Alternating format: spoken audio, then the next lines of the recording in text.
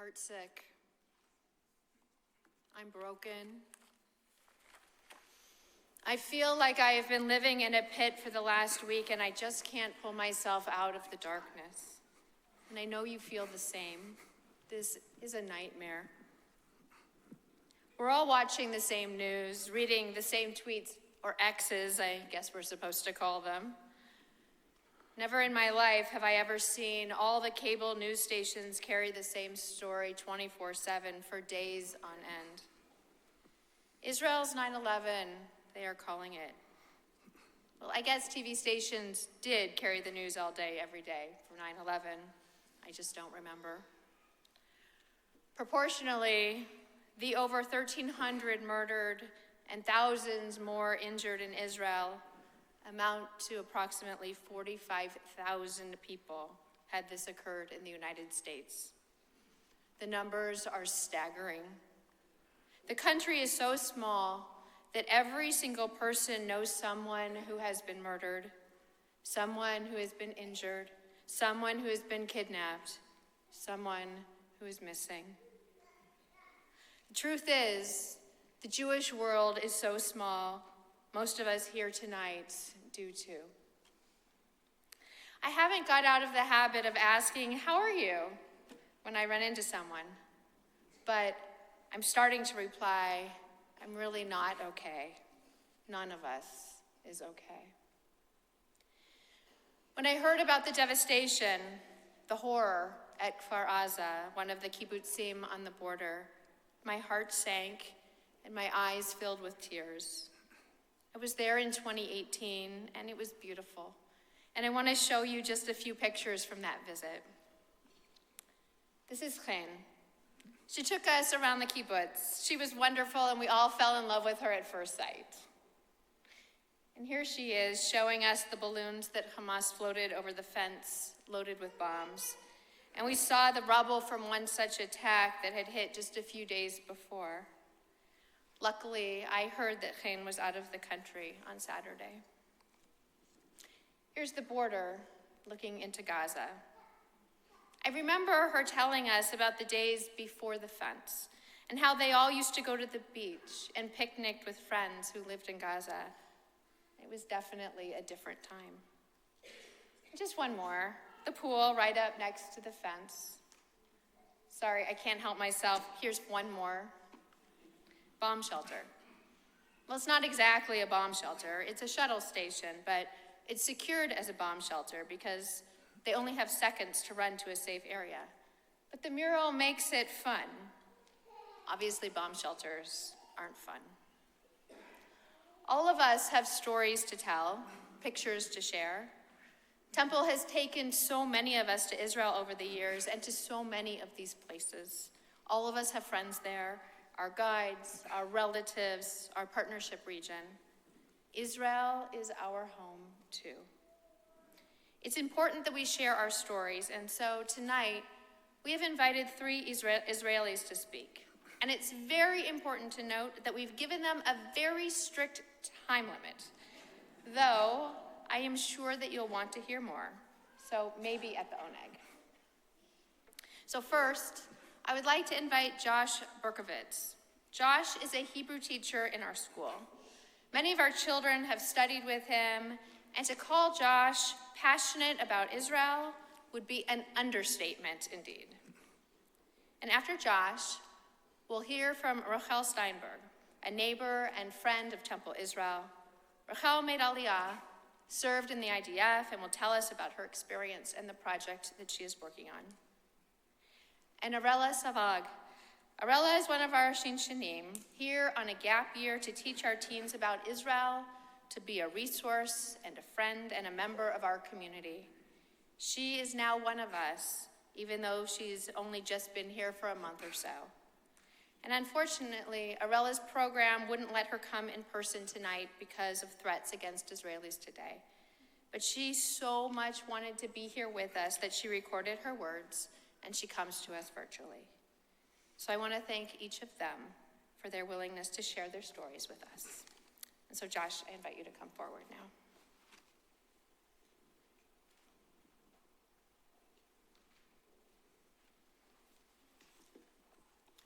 Shabbat Shalom.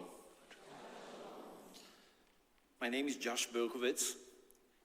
As an Israeli American, I would like to thank you all for standing tall and strong with Israel. Israel needs you now. On Simchat Torah, when I heard that Israel was brutally attacked by Hamas terrorists, the attack took me back to Yom Kippur of 1973, 50 years ago, almost to the day. Incidentally, I was born on Yom Kippur to Holocaust survivors that lost 2 sons during the Holocaust, one of them on Yom Kippur. But on Yom Kippur 1973, I just started my first semester at the University of Philadelphia when the war broke out in Israel. I didn't think twice. I knew I needed to be there to fight for my country. And I was determined to go home. Here I am, just before leaving for Israel. I'm the hippie on the right side. and this is in my dorm room. A couple hours later, we were already at Kennedy Airport. Here is a stamp, the red one, from October 11, 1973. Few days after the war broke on October 7th. I was there at the Suez Canal. Here is my passport. Usually they stamp entry in blue or green. During a wartime, they stamp it in red. It is a story in and itself of how worried I was about how my parents will react when they hear that I'm coming to fight in Israel. But they too were very, very proud of me. Fast forward 50 years later, on this Simchat Torah, when I learned about the violent attack of Hamas, I immediately started to make phone calls to friends, family, trying to get information about their situation, but there was nothing. We couldn't find them. We didn't know what had happened to them. All we knew was that the family was missing. We watched the news for hours and days, and as more and more information came out about what happened, my blood boiled. My heart raced. My hands were sweaty. The anger began to overtake me.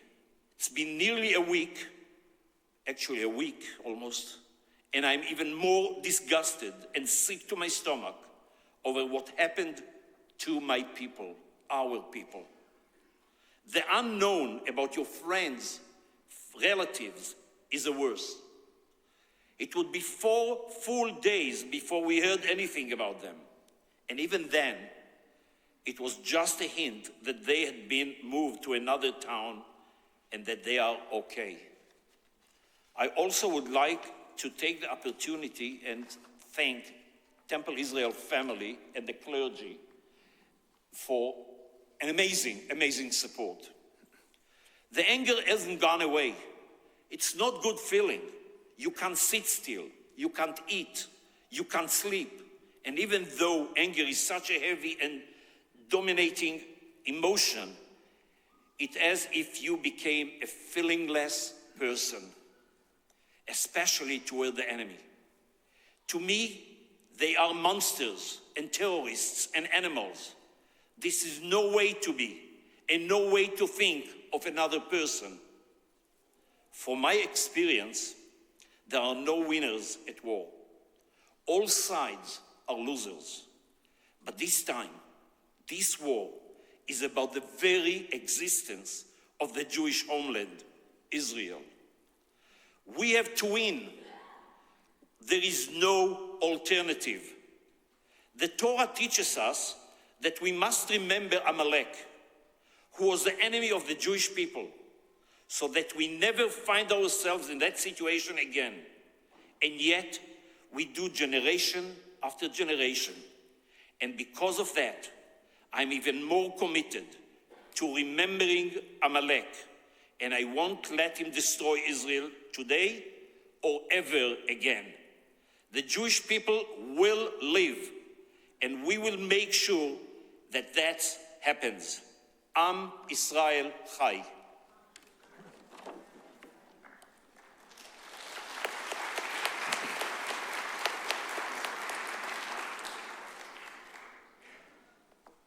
Shabbat Shalom. 1 week ago today, I was looking forward to spending Shmini Atzeret and Simchat Torah with my family, and to then return home to Jerusalem, where I would continue my job as a Pilates instructor and prepare for my pre-medical studies. My greatest cares in life were whether I was going to get into my pre-medical program and wondering when my boyfriend would finally propose to me. At 5 a.m. Shabbat morning, my world changed. My boyfriend called, his normally calm voice trembling in a way that I had never heard before. Israel was at war, and he was about to join his Special Forces team on reserve. He told me that he loved me, and he did not know when he would see me again. He explained to me that hundreds of Israelis had already been killed, and that Israel's situation was as dire as it had been 50 years ago when the Yom Kippur War began. As adrenaline began to course through my veins, I clicked into soldier mode, tactically analyzing my role in the effort. My Israeli journey began 4.5 years ago, when I made the bold step of leaving my family in Michigan to make Aliyah. I drafted into the IDF as a lone soldier and served in a combat unit. During my service, I served as an assistant to my platoon's captain and specialized as a machine gunner. My team conducted frequent drills on responding to invasions of villages, so I could easily visualize what the soldiers were encountering on Saturday. It's horrible. Since my release, I have traveled the world with my boyfriend and begun to pursue my medical professional goals. My visit to Michigan for the holidays was meant as a quick break to see my family before starting school. Okay, back to soldier mode. I quickly researched the troops' immediate leads and discovered that there was a major bottleneck in the supply chain of protective gear for the 360,000 incoming reservists, and that existing gear was outdated. We want to ensure our soldiers' success by providing them with the best available gear. My sister and I immediately decided to launch a campaign to provide protective vests, helmets, headlamps, and knee pads to my boyfriend's team and that of my brother. We initially launched the campaign on GoFundMe, but it was soon shut down for violating the company's guideline of supporting an occupying power. We then relaunched the campaign on a Jewish site, the Chesed Fund. After encountering some logistical roadblocks, we joined forces with Rael El Chayal, an established tzedakah organization leveraging their nonprofit account and their shipping and procurement infrastructure. Our access to an infrastructure that directly reaches the soldiers distinguishes us from many other funds with similar missions. We have raised $27,000 so far, dollars that is. But outfitting a single soldier can cost $1,000 or more, and we are aiming to outfit 1,000, at least. We have all been through a trying and traumatic week. You are searching for ways to help. You have been approached by many worthy charity organizations such as Magen David Adom, United Hatzalah, and Zaka, who provide essential humanitarian needs. Please keep on giving to these organizations. But we also need to win the war against a ruthless enemy. And to do that, we need to provide our soldiers with the best available protective equipment. With your help, we can do it. After trying all week to get a flight back to Israel, I am leaving Sunday, loaded down with supplies and ready to defend my homeland. Am Yisrael Chai.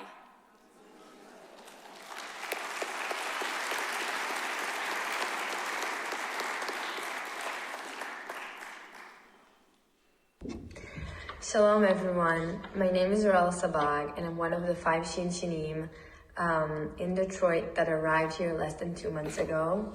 Unfortunately, I couldn't make it today because of security circumstances. So I just want to share a little bit of what I'm going through. From the moment I woke up on Saturday morning and realized that a war began in Israel, I felt like I was living in one big nightmare. There isn't a minute that goes by I don't think about my home, my friends, and my family. My best friend's siblings have been missing for a few days, and it terrifies me to think that they may not come back. I just found out that my brother's barber from my hometown was murdered, and so was my swim teacher. These are not just numbers, they are friends and community members.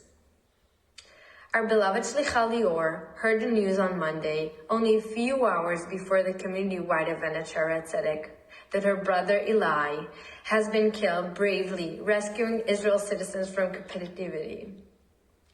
Hearing her reaction at the moment made us all realize that sooner or later we will all receive such news. I constantly feel like I can't catch my breath to the point where it physically hurts.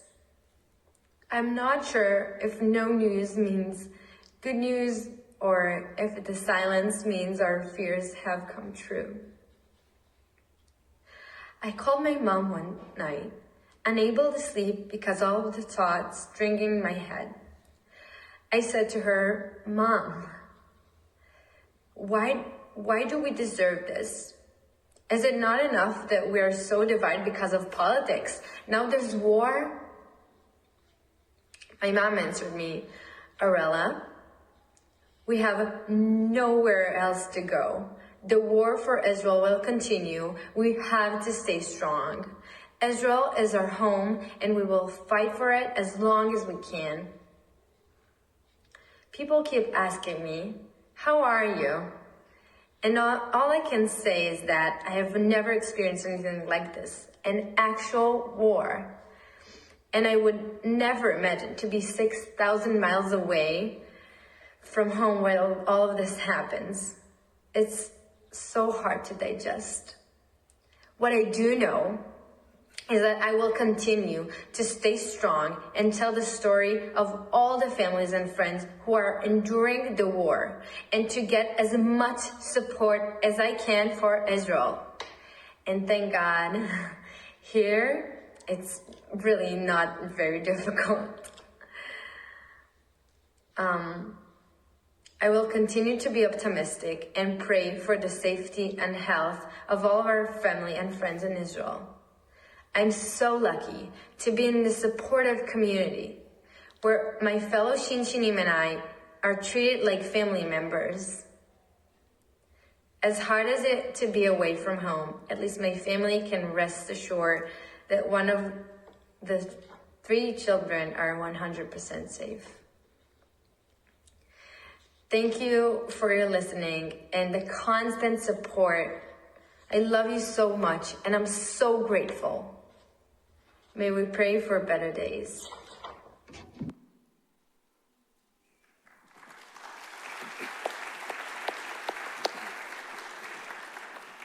Aurella is watching from home, and so I just want to say thank you, Aurella, and thank you to Rochel, and thank you to Josh. I also want to say that when I asked them to speak, there was not 1 second of hesitation. They said yes immediately, and there was no place else that they wanted to be tonight. So this week, we read from the very beginning of the Torah, from Parshat Bereshit. And I always think of it as a happy portion, from the creation of light on the first day to the creation of humanity on the 6th, Friday, today. At which point God determines it is good. In fact, not just good, but very good. But the truth is, humanity isn't always good. In the next chapter, after the creation, Adam and Eve break the rules and eat from the tree of knowledge. Sometimes it's worse than that, and humans are just plain evil. A few chapters later, Cain kills his brother Abel.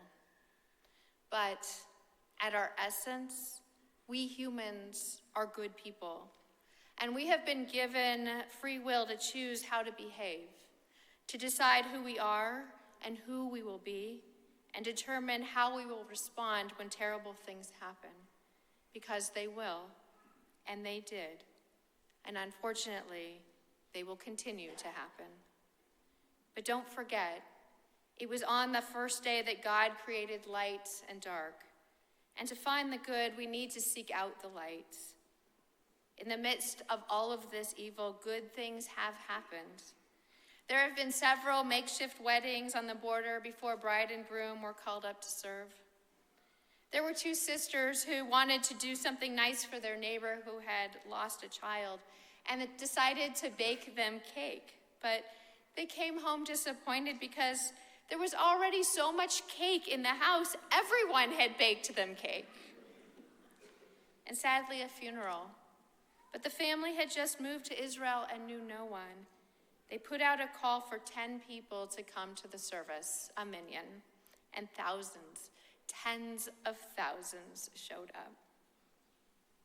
There are going to be a lot of dark days ahead, but look for the light because it is there too.